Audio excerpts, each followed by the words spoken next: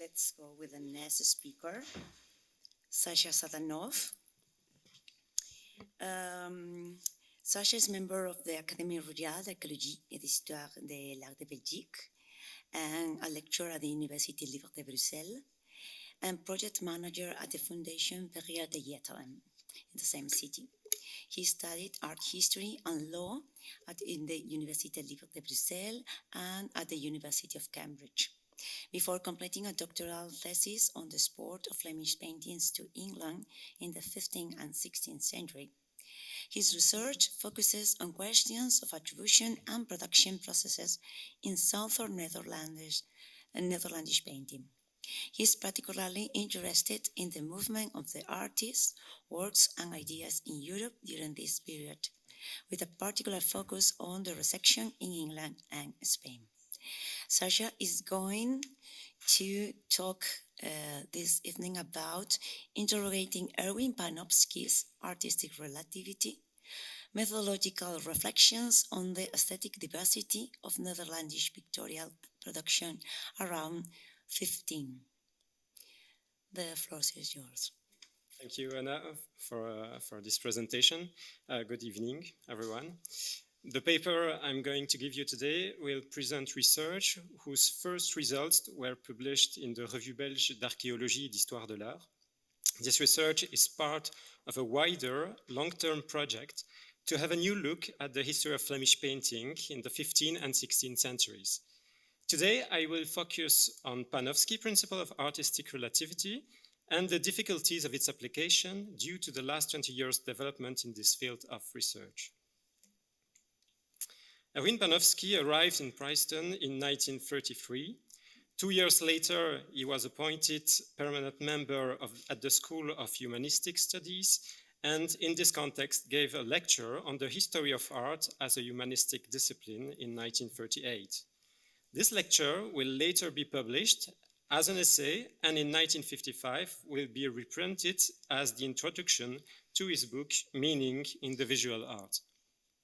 The text, with its theoretical scope, reveals the diversity of the problems Panofsky tackled throughout his career and the multiple methods he brought together to solve them. Among the many important elements of this publication, Panofsky defines what he calls artistic relativity, a notion that underpins all writing on the history of art. Artistic relativity is based on two parameters: the date of a work's creation and the place where the work is created. It thus enables the expert to give a relative identity to a work by situating it in time and space, which will then enable it to be placed in the context in which it was created. For Panofsky, artistic relativity is a necessity to the search for artistic intention by making possible to situate works within the same dated and localized system of reference.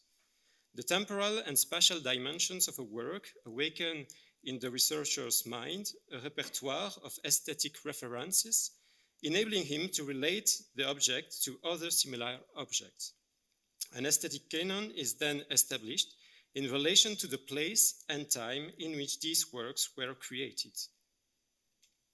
For example, a Bruges school or style around 1500 can be defined by a succession of artists such as Hans Memling, Gerard David, and Adrian Isenbrand, contributing to create a homogeneous aesthetic. Back in the 17th century, Giulio Mancini introduced the notion of school, scuola, to group together artists active in the same place. He distinguished their output geographically and organized them chronologically, as did Giorgio Vasari in his Vitae during the 16th century. At the beginning of the 20th century, art historians began to associate these criteria with the notion of style. Heinrich Wölfflin considers that works are deeply marked by their period of creation and place of production. They therefore belong to the same style, which thus corresponds to a specific local or national geography, often with a school.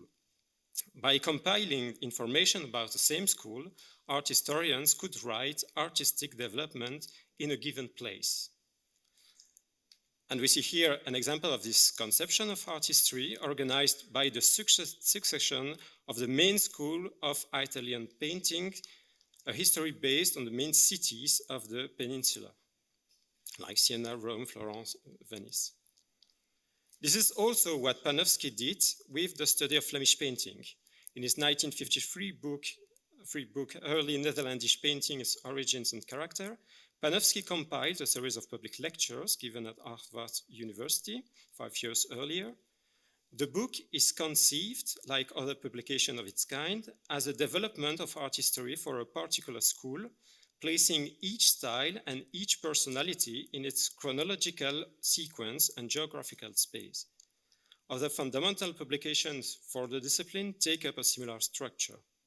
A clear, precise, and didactic history is thus written through a succession of its representative figures in the main cities of production. However, several limitations occur with this method. Recent research has revealed contradictions in the logic of classification used by experts in both the art market and art history. Three main problems linked to this artistic relativity should be highlighted. Firstly, the principle presupposes the existence of a unitary figurative culture within a strict correspondence between space and time, which is unfortunately not always the case. Secondly, artistic relativity has difficulty in integrating so-called international artistic movements, which transcend geographical borders, do not present homogeneous developments, and are not limited to a precise area. And thirdly, artistic relativity does not know how to deal with hybrid works that combine various influences and artistic trends, blurring the boundaries between schools and styles.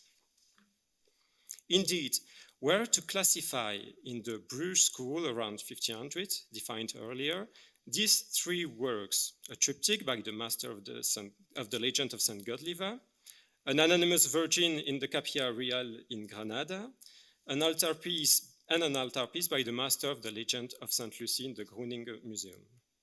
The three problems highlighted regarding artistic relativity underline the fact that the classical model of attribution and classification is based on a restricted corpus of works, while leaving aside a significant part of artistic production. Let us therefore address these three methodological problems in turn. In his writings, Panofsky stresses the importance of the temporal and spatial dimension in understanding an artistic style. This association between time and place has led to the idea, among many specialists, that each geographical and temporal context could be the bearer of a unified artistic expression. To put it simply, at any given time, a city develops its own unified style. Let's take our example again, painting in Bruges in the late 15th and early 16th centuries.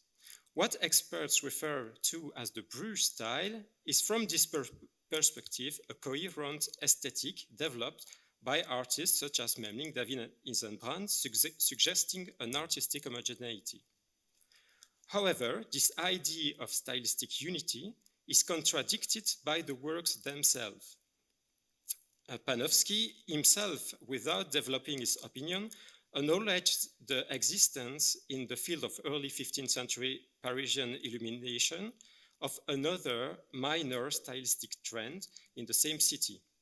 And to continue with example from Bruges, the research I carried out with my colleague Didier Martens from the ULB on an anonymous painter, the master of the legend of St. Godliva, revealed the existence in Bruges of an entirely different style, which we have described as vernacular. This style, which breaks away from the mimetic representation inherited from Van Eyck, coexists with that of Memling and David in Bruges. Hence the problem. This type of production has not always been understood by art historians, who have often seen it as a work of inferior or less skillful artists.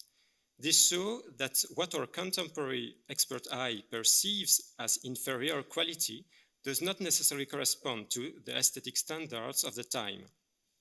In fact, These so-called minor or secondary masters were part of a highly valued system of artistic production, reflecting the wide range of tastes and expectations of their patrons, who are sometimes far removed from the canons that we now use as a reference for attributions.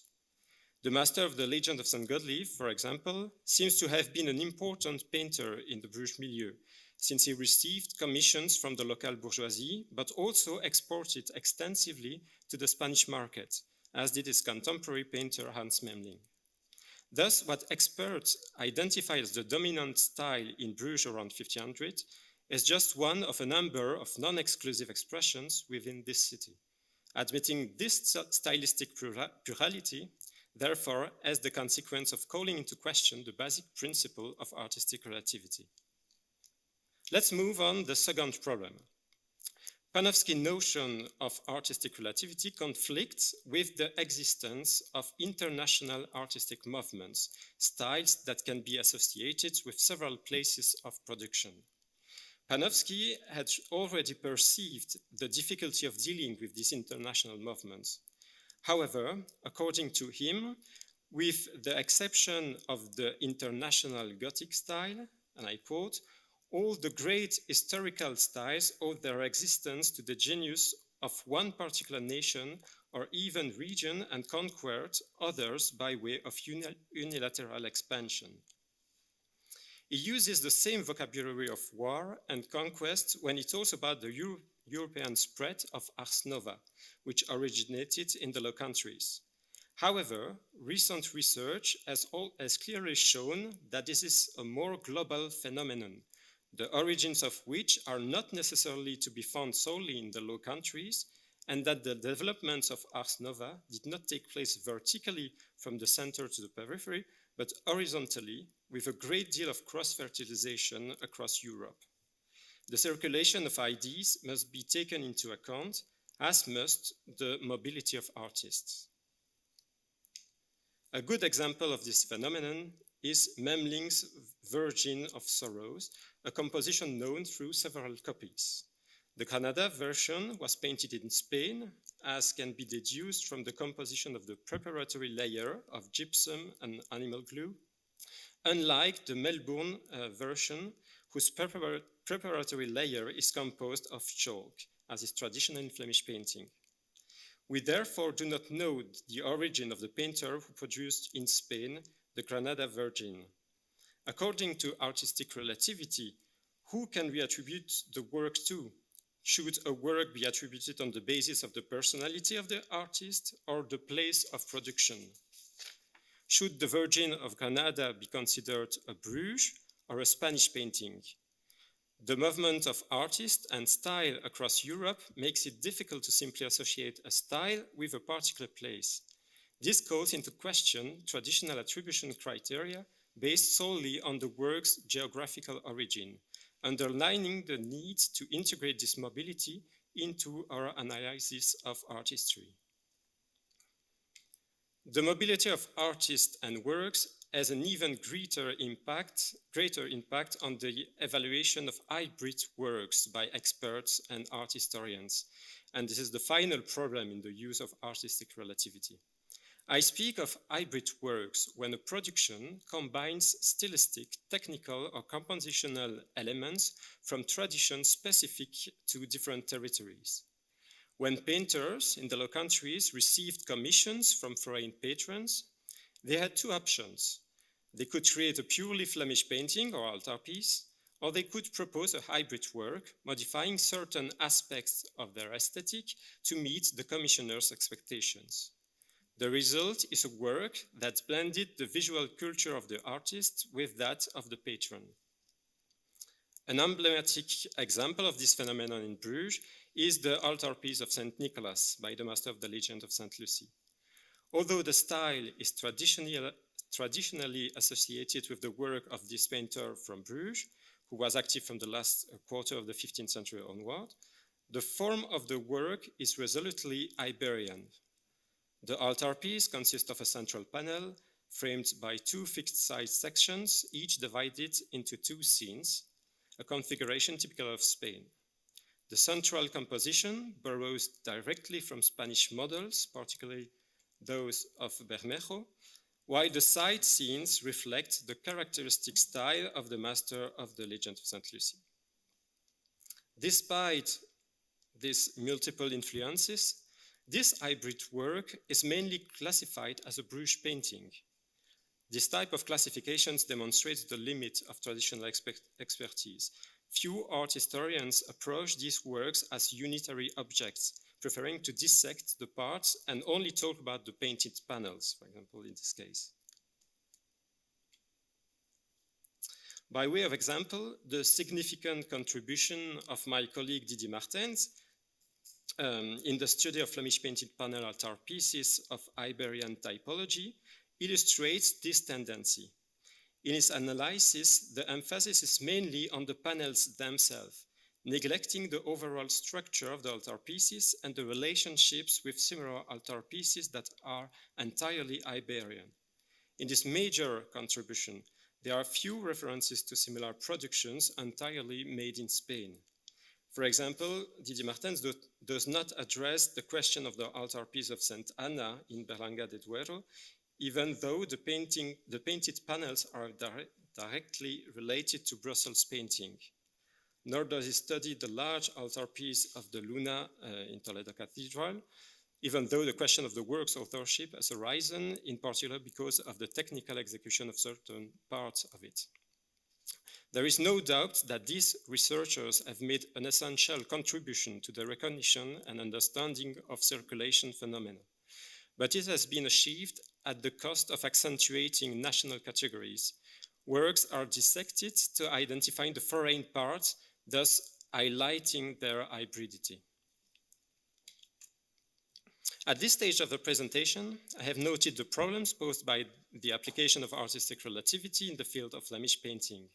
Let's now look at future directions for research. Two directions of research borrowed from other fields of art history will provide clue to the specific study of painting. On the one hand, global art studies, and on the other, taking the study of paintings out of the realm of fine art and considering them as craft objects, as it's often done for other artistic productions such as tapestry. Other methodologies have been implemented to analyze works linked to circulation, this time in a global context. This is the field of global art studies.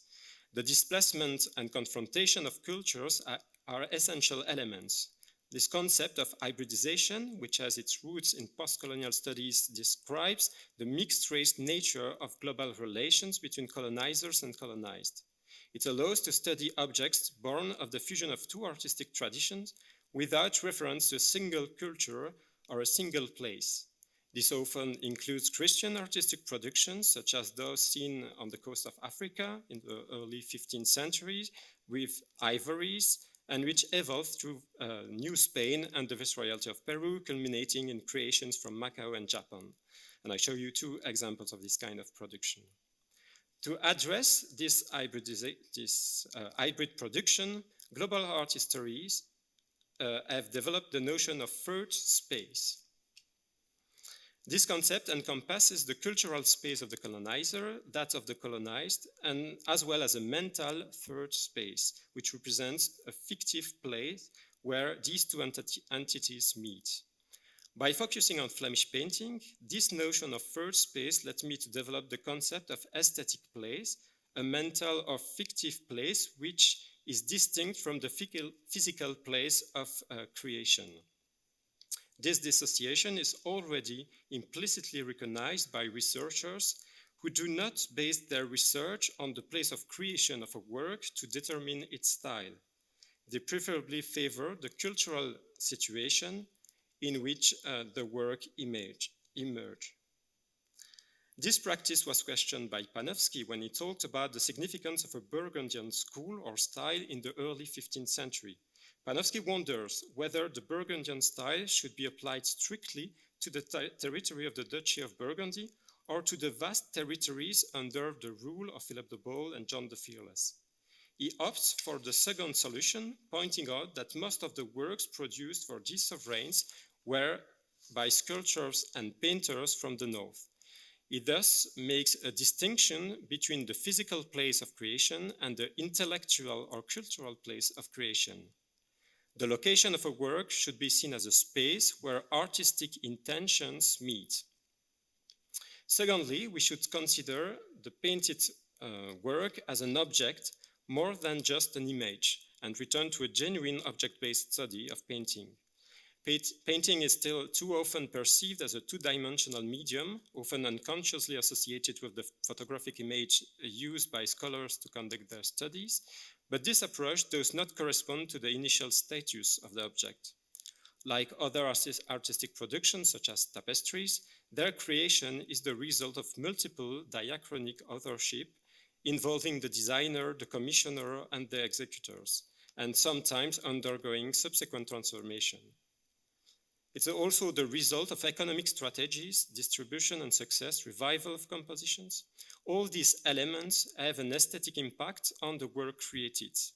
We now know that all works are the results to varying degrees of a collaborative process, whether conscious or not. Research should therefore be carried out not only on the painters and their artistic intentions, but also on the other players and their motivations. In conclusion, although Panofsky's theories have had a profound impact on the history of art, it is necessary to reassess some of his ideas, particularly those concerning artistic relativity, in the light of recent research. We have seen that Panofsky himself adapted this approach when studying particular styles or schools. However, the study of paintings still focuses mainly on the painter as the sole creator and painting as a two-dimensional figurative work. It would thus appear to be in our interest to adopt a more flexible approach that takes account of trans-regional exchanges and stylistic hybridizations.